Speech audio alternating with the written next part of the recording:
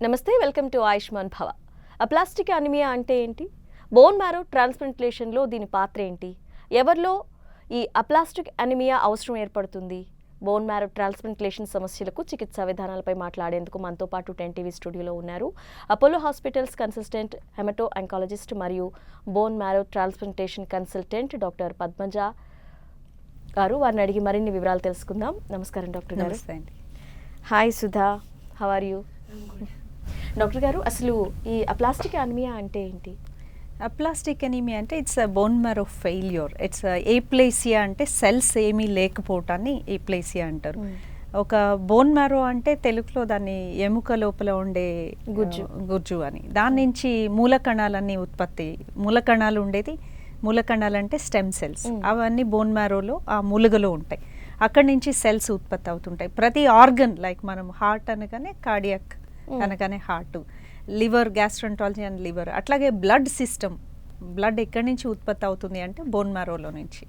ఆ బ్లడ్లో ఒక ప్రధానంగా దీని గురించి అర్థం చేసుకోవాలంటే బ్లడ్లో 3 రకాల కణాలు ఉంటాయి. ఈ ఎర్ర రక్త కణాలని, తెల్ల రక్త కణాలని, ప్లేట్లెట్స్ అని. ఈ 3 కూడా చాలా లైఫ్ కంటిన్యూ అవ్వటానికి చాలా ఇంపార్టెంట్. ఇవి బోన్ మ్యారో నుంచి ఉత్పత్తి అవుతూ ఉంటాయి. ఒక్కొక్క దానికి ఒక్కొక్క ప్రక్రియ ఉంటుంది. ఎర్ర రక్త కణాలు అయితే ఆక్సిజన్ని క్యారీ చేయటము, తెల్ల రక్త కణాలు అయితే ఇన్ఫెక్షన్ రాకుండా ఉండటము, ప్లేట్లెట్స్ అంటే మనకి బ్లీడింగ్ అవ్వకుండా, ఎక్కడ దెబ్బలు తగలకుండా, దెబ్బ తగిలితే బ్లీడ్ అవ్వటం, అవి లేకుండా ఉండటానికి ఈ 3 కణాలు ఉపయోగపడతాయి. ఈ 3 బోన్ మ్యారో నుంచి, ఎముక గుజ్జు నుంచి ఉత్పత్తి అయితే అది అక్కడ సెల్స్ అన్నీ తగ్గిపోయినాయి అంటే బయటకు ఏమీ ఉండవు, మనకి రక్తం ఉండదు, ఎర్ర ఉండవు. సో బ్లడ్ ఎక్కించుకోవాల్సి వస్తుంది రెగ్యులర్గా. ఆల్మోస్ట్ కొంతమంది వారం వారం బ్లడ్ ఎక్కించుకోవాల్సి వస్తుంది. అలాగే ప్లేట్లెట్స్ తగ్గిపోతాయి. కొంతమందికి 3 నెలలకు ఒకసారి ప్లేట్లెట్లు ఎక్కించటము ఇనీషియల్గా. అలా కొంత కాలక్రమేణా ఇంకా తగ్గిపోవటం వల్ల ఉత్పత్తి ఆల్మోస్ట్ 3-4 రోజులకు ఒకసారి ప్లేట్లెట్స్ ఎక్కించుకోవటం జరుగుతుంది. మామూలుగా ప్లేట్లెట్స్ ఒక వారం రోజులే బ్రతుకుతాయి. అంటే అవి ఎప్పుడు కొత్తవి ఉత్పత్తి అవుతూ ఉంటాయి, పాతవి చనిపోతూ ఉంటాయి. బాడీలో ప్రక్రియ అలా జరుగుతుంది. నార్మల్గా ఒక 1.5 to 4.5 lakhs వరకు మనకి ప్లేట్లెట్స్ ఉంటాయి పర్ ఈచ్ మైక్రోలీటర్లో. కానీ అవి తక్కువ అయినప్పుడే మనకి బ్లీడింగ్ సమస్య వస్తుంది. 20,000 కంటే పడిపోతేనే మనకి ఎక్కువ బ్లీడింగ్ వస్తుంది. నార్మల్గా అన్నీ ఉండాలి, కానీ ఇంతకంటే తక్కువ అయితే. సో ఈ అప్లాస్టిక్ ఎనీమియాలో సెల్స్ తగ్గిపోతూ ఉంటాయి కాలక్రమేణా. అంటే ఇప్పుడు ఈ పాప సుధాప్రియ హ్యాడ్ అప్లాస్టిక్ ఎనీమియా. తనకి 20 years కంటే దగ్గర 70% ఆఫ్ బోన్ మ్యారోలో సెల్స్ ఉండాలి. అలా కాకుండా మనకి ఒక 20% ఉన్నాయి అంటే సెల్స్ బాగా పడిపోయినట్టు. దాన్ని బోన్ మ్యారో ఫెయిల్ అయింది అంటాం, బోన్ మ్యారో ఫెయిల్యూర్. అది 1 type is called aplastic anaemia. Okay, దాన్ని క్లియర్ చేయటం కోసం బోన్ మ్యారో ట్రాన్స్ప్లాంట్ చేస్తాం. డాక్టర్ గారు, ఇప్పుడు సుధాలో ఏ విధంగా గుర్తించారు ఈ లక్షణాలు? అంటే ఏ విధంగా ముందుగా ఐడెంటిఫై చేయడం జరుగుతుంది? సుధాకి ట్రీట్మెంట్ ఏ విధంగా జరిగింది? ఓకే, నేను బ్రీఫ్ ఇచ్చినాక సుధా తన వర్డ్స్లో చెప్తుంది. సుధా 20 years అప్పుడు హాస్పిటల్కి వచ్చినప్పుడు బ్లడ్ తక్కువ అవటం, ప్లేట్లెట్స్ తక్కువ అవటం, సడన్గా ఇన్ఫెక్షన్తో వచ్చింది. ఆ టైంలో ఇన్ఫెక్షన్ ప్రివెంట్ చేసే కణాలు, న్యూట్రోఫిల్స్ అనేవి చాలా తక్కువగా ఉన్నాయి. సో ఇమ్మీడియట్గా ఒక్కసారితో మనం డయాగ్నోసిస్ కన్ఫర్మ్ చేయము. So we did a bone marrow, we confirmed aplastic anaemia.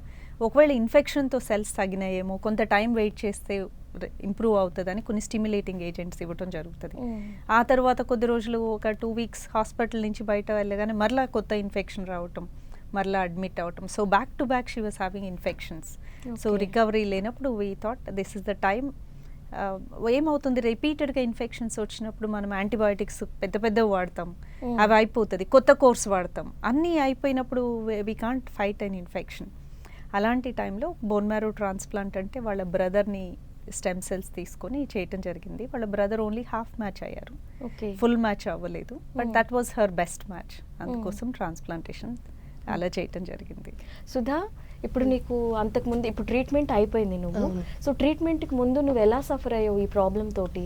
So treatment ముందు నాకు ఐస్ మొత్తం బ్లర్ అయినాయి, ఐస్ విజన్ లేదు, full bleeding, so heavy fever. So అలా నేను ఇంకా నాకు వాకింగ్ చేయడానికి కూడా ఎవరొకరు సపోర్ట్ లేకపోతే నేను అసలు నడవలేకపోయాను. సో ఆ సిచ్యువేషన్లో అపోలోలో జాయిన్ అయ్యాను. సో ఇంకా నాది రేర్ అవ్వడం వల్ల నాకు అసలు టైం కూడా ఇవ్వలేదు. సో ఇంకా ఇమీడియట్గా ట్రీట్మెంట్ స్టార్ట్ చేయడము, ఇంకా వెంటనే కీమో, రేడియేషన్ అవన్నీ అదంతా ఫేస్ చేసుకుంటా వచ్చా అనమాట. సో మళ్ళీ ఇన్ఫెక్షన్స్ రావడం ఫ్రీక్వెంట్గా. సో ఇంకా నన్ను బాగా ఐసోలేషన్లో ఉంచి, అంటే 6 doors ఆల్మోస్ట్ 5 doors లోపల నేను ఒక్కదానే ఉండేదాన్ని అనమాట. ఎవరు అలా అవ్వద్దు లోపలికి. సో అలా ఉండి లోపల నేను ఇంకా డాక్టర్ వాళ్ళు వచ్చి ఫ్రీక్వెంట్గా చెక్ చేయడము. సో నాకు అప్పటి వరకు ఏ కాన్ఫిడెన్స్ కూడా లేకుండే అనమాట.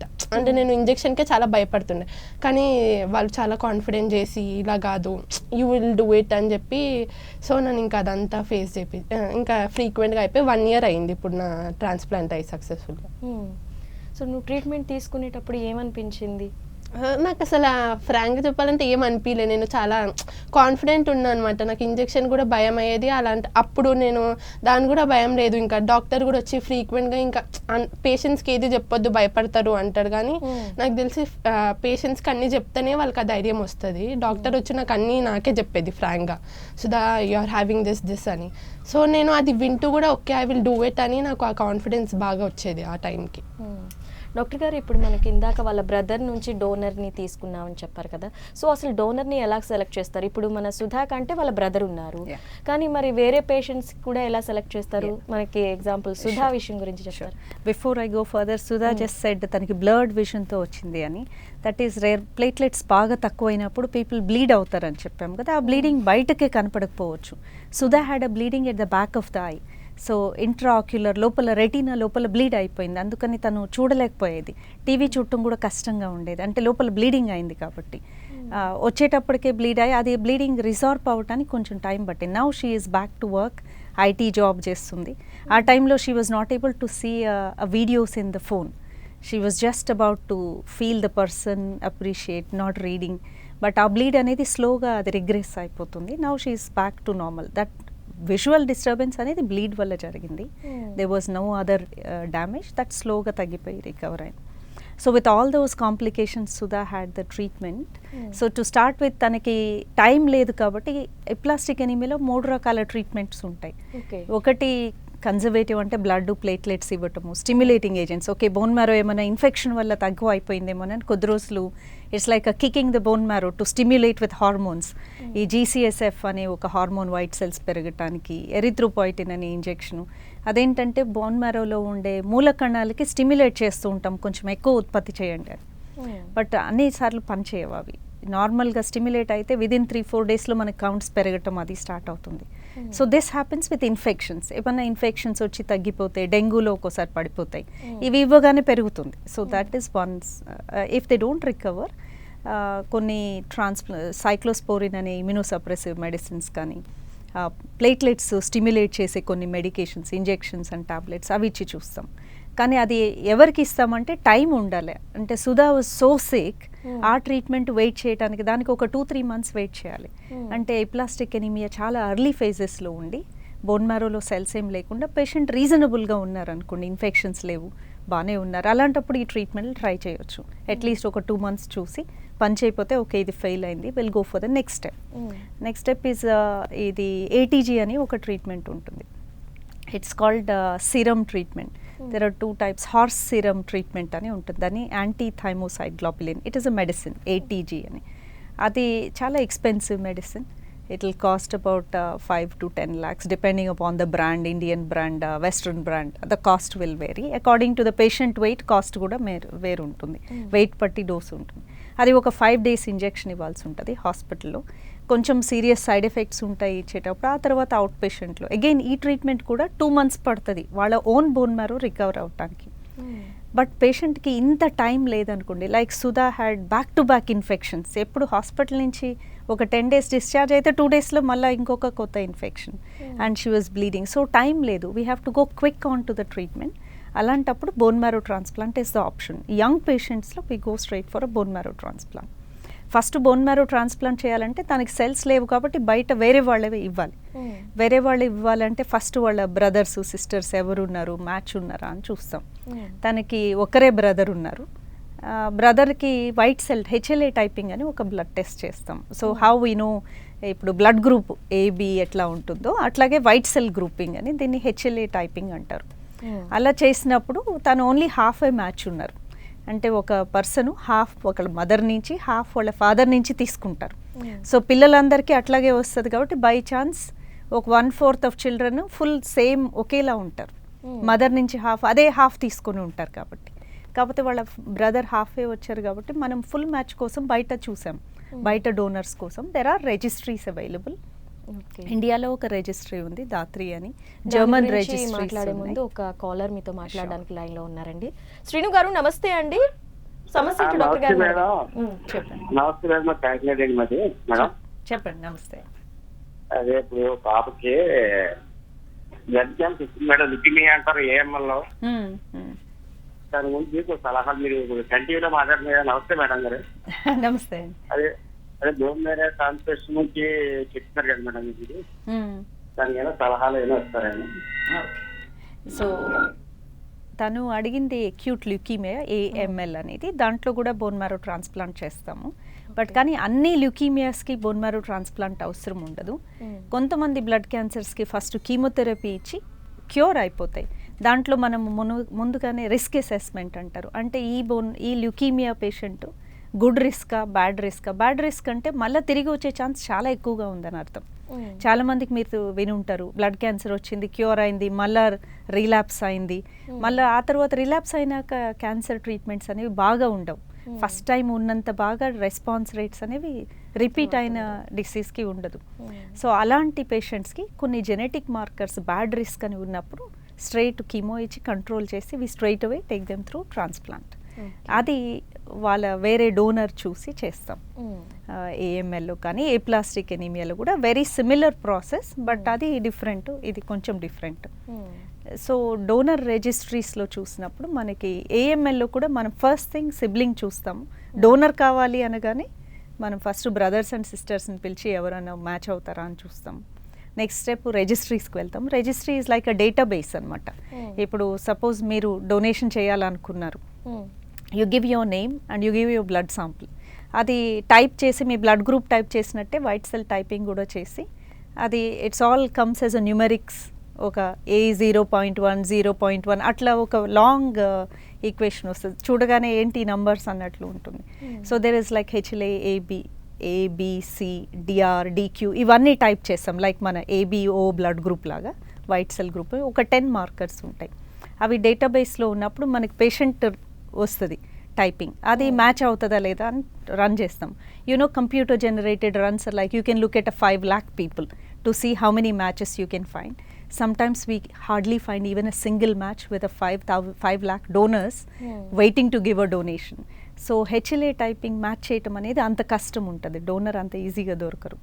If we don't find an Indian donor we go to German registry. German registry DKMS అని, దాంట్లో European donors they can be from UK, London, or they can be from Germany or Slovakia, different countries of whole of Europe. It's called DKMS.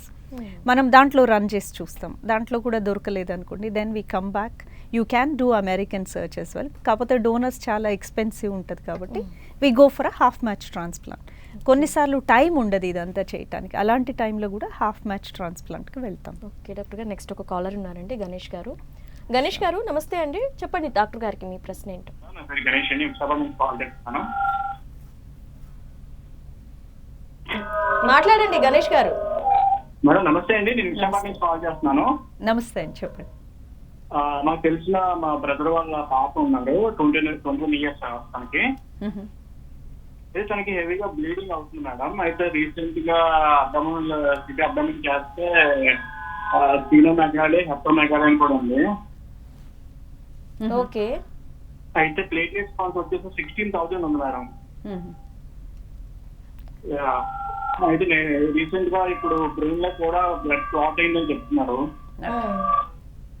So condition కొంచెం అదే ఏంటంటే suggestion ఏంటని. Okay, so something liver and spleen enlarge అయ్యి platelets తక్కువ ఉన్నాయి అంటే first thing we need to see what is the diagnosis.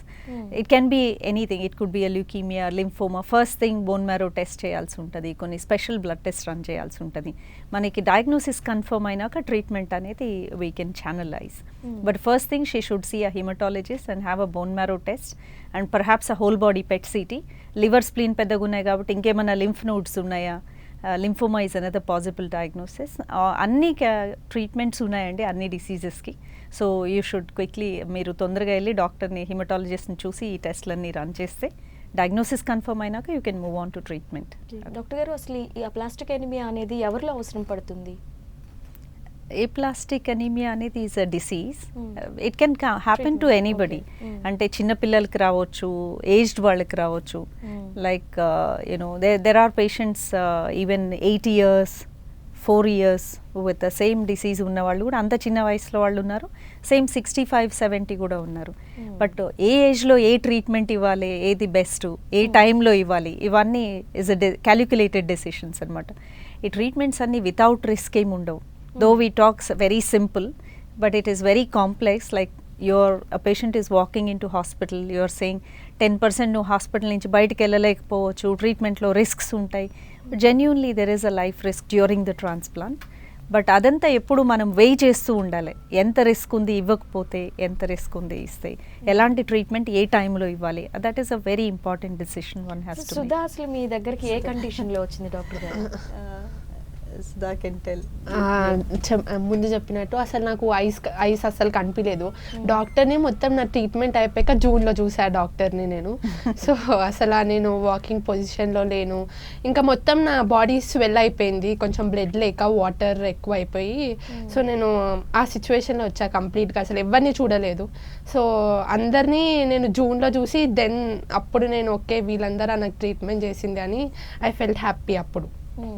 So doctor was confident from first, నీ ice back అవుతాయి, నువ్వేం టెన్షన్ పడకు అని. కానీ స్టిల్ మనకు ఉంటుంది కదా అన్ని డేస్ చూసి మళ్ళీ ఐస్ కనిపించకపోతే. కానీ డాక్టర్ చెప్పినట్టు I got my eyes back on June. She said body అంతా స్వెల్లింగ్ అయిందంటే హిమోగ్లోబిన్ రక్తం బాగా తగ్గిపోతే చాలా మందికి బాడీ స్వెల్ అవుతుంది. అదేమి హార్ట్ జబ్బు కాకపోవచ్చు, లివర్ జబ్బు. నార్మలీ హార్ట్ పేషెంట్స్కి బాడీ అంతా నీరు రావటము, ఆర్ కిడ్నీ పేషెంట్స్కి డయాలిసిస్ మీద ఉండే వాళ్ళకి రావటము. సో ఎనీ ఆర్గన్ ఫెయిల్ అయినప్పుడు ఇట్లా బాడీ అంతా నీరు రావటం జరుగుతుంది. అలాంటి వాటిలో ఒకటి హిమోగ్లోబిన్ తగ్గటం, రక్తహీనత ఎక్కువగా ఉండి బోన్ మ్యారోలో హిమోగ్లోబిన్ తగ్గటము, ప్లేట్లెట్స్ తగ్గటం వల్ల బ్లీడ్ అయ్యి, వైట్ సెల్స్ తగ్గటం వల్ల ఇన్ఫెక్షన్ అయ్యి. So Sudha had extremes of all three. That's how she was like that. Next ఒక కాలర్ ఉన్నారు డాక్టర్ గారు, జైతురామ్ గారు వరంగల్ నుంచి. జైతురామ్ గారు నమస్తే అండి, మీ సమస్య ఏంటి డాక్టర్ గారికి చెప్పండి. నమస్తే మేడం. నమస్తే అండి. మేడం ఇక్కడ మేము వరంగల్ డిస్ట్రిక్ట్ నుండి మాట్లాడుతున్నాము, వాళ్ళకు నియోజకవర్గం. ఇప్పుడు మా బేబీ వాళ్ళకు కూడా తలసేమే ఉంది మేడం. అయితే వాళ్ళకు సర్జరీ చేపిద్దామని చూస్తున్నాం మేడం. ఇప్పుడు బేబీకి 7 years. నాకు మీ ద్వారా ఏమైనా హెల్పింగ్ ఏమైనా చెప్పవచ్చు మేడం? సో థాలసీమియాలో ట్రాన్స్ప్లాంట్ థాలసీమియా అనేది ఓన్లీ హిమోగ్లోబిన్ ప్రాబ్లం వల్ల వస్తుంది. It's a genetic condition. దానికి bone marrow transplant is a cure. Like థాలసీమియాలో ఏంటంటే రిపీటెడ్గా బ్లడ్ ట్రాన్స్ఫ్యూషన్స్ జరుగుతూ ఉంటాయి. సో ఫస్ట్ థింగ్ మీరు సేమ్ ఉన్న చెల్లెలు అక్క ఎవరైనా ఉంటే మ్యాచ్ అయ్యే వాళ్ళు ఉన్నారా లేదా అని. చాలాసార్లు థాలసీమియాలో పేషెంట్స్ ఏం చేస్తారంటే నెక్స్ట్ బేబీ పుట్టినాక వాళ్ళు మ్యాచ్ అవుతారేమో అని చూడటము, వాళ్ళు మ్యాచ్ అవ్వకపోతే ఇంకొక చైల్డ్ కోసం వెయిట్ చేయటం. But it becomes very difficult. Now we should move on to unrelated donor search. ఎందుకంటే ఫస్ట్ చైల్డ్ గ్రో అయిపోతూ ఉంటారు కదా, సెకండ్ బేబీ పుట్టినా ఎమ్మటే తీసుకోలేము స్టెమ్ సెల్స్. వెయిట్ కూడా చాలా ఇంపార్టెంట్. ఎన్ని స్టెమ్ సెల్స్ ఇస్తాము, డోనర్ ఎంత వెయిట్ ఉన్నారు, పేషెంట్ ఎంత వెయిట్ ఉన్నారని. సో రీజనబుల్లీ అట్లీస్ట్ హాఫ్ అన్న వెయిట్ ఉండాలి donor, then you will get enough stem cells. So again మీరు బోన్ మ్యారో ట్రాన్స్ప్లాంట్ అనేది it's not a surgery, it's a complicated medical process. మనం stem cells అనేది surgery చేసి bone marrow నుంచి collect చేయము. It use to be కొద్ది రోజులకి almost about 10 years ago అందరికీ అలాగే చేసేవాళ్ళం. బోన్ మ్యారోలో నీడిల్ వేసి it's almost like 800 to 1 liter of bone marrow తీసేవాళ్ళం డోనర్ నుంచి. It use to be very tough procedure. But now మనము వచ్చే స్టిమ్యులేటింగ్ ఏజెంట్స్ ఒక హార్మోన్ ఇస్తాము డోనర్కి. ఆ డోనర్ని మెషిన్ మీద పెడితే డయాలిసిస్ లాగా ఉంటుంది చూడటానికి. ఆ మెషిన్లో అది స్టెమ్ సెల్స్ ఒకటి కలెక్ట్ చేసుకొని మిగతా బ్లడ్ రిటర్న్ చేస్తుంది. So we collect about 200 ml అట్లా కలెక్ట్ చేస్తాం. అది 1 dayలోనే కలెక్ట్ చేస్తాము. డోనర్ కూడా హాస్పిటల్లో ఉండే పని లేదు, వచ్చి డొనేషన్ చేసి వెళ్ళిపోవచ్చు. సో ఫర్ డోనర్ అంత ఇష్యూస్ ఏమి లేదు, it is reasonably safe. So next caller మనకి విజయవాడ నుంచి సాయి గారు ఉన్నారండి. సాయి గారు నమస్తే అండి, మీ సమస్య ఏంటో చెప్పండి డాక్టర్ గారికి. నమస్తే మేడం. నమస్తే మేడం. నమస్తే అండి. పాపకే బ్లడ్ క్యాన్సర్ వచ్చింది మేడం, ఏఎంఎల్ అండి. మ్మ్. అది 4 లాస్ట్ లో ఉంది మేడం, లింక్ వచ్చిందండి రెండింటికి మూడు. మ్మ్. మళ్ళీ చెప్పండి.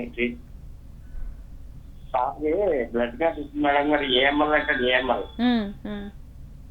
అది బ్లడ్ క్యాన్సర్, అది 4 లాస్ట్ లో ఉంది మేడం గారు. మ్మ్. మ్మ్.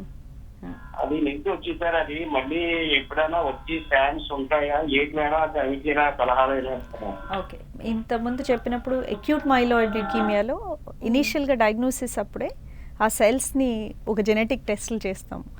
దీనికి మళ్ళీ తిరిగి వచ్చే ఛాన్స్ ఉందా లేదా మనకి తెలిసిన వరకు మెడికల్ ఫీల్డ్లో అబౌట్ 30% ఆఫ్ అక్యూట్ మైలాయిడ్ ల్యూకీమియాస్ ఫస్ట్లో స్టార్ట్ అవ్వగానే ఇది బ్యాడ్ టైపు, దీనికి బోన్ మ్యారో ట్రాన్స్ప్లాంట్ చేయాలని ఆల్మోస్ట్ డే 1 నుంచే చెప్పడం జరుగుతుంది. కొంతమందికి అంత మంచిగా ఉంది, మీకు ట్రాన్స్ప్లాంట్ అవసరం లేదు, జెనెటిక్ మార్కర్స్ కూడా బాగా వచ్చినాయి, so those are the people ఒక ఇండక్షన్ స్ట్రాంగ్ కీమో ఒక బ్లాక్ 1 month ఇచ్చి బోన్ మ్యారో రిపీట్ చేస్తే క్యాన్సర్ పోతుంది. ఆ తర్వాత ఇంకొక 3 blocks ఆఫ్ ట్రీట్మెంట్ ఇచ్చి స్టాప్ చేస్తాం. ఆ స్టాప్ చేసినాక రెగ్యులర్గా మానిటర్ చేయాలి. సో మీరు చెప్పినట్టు మీ పాప 4th block అయిపోయింది, వీ కంటిన్యూ టు మానిటర్ చేయాలి. ఛాన్స్ ఉందా తిరిగి అంటే కొంచెం ఉంటుందండి రిస్క్, అందుకనే రెగ్యులర్ టెస్ట్లు కంటిన్యూస్గా ఫాలో అప్ ఉండాలి.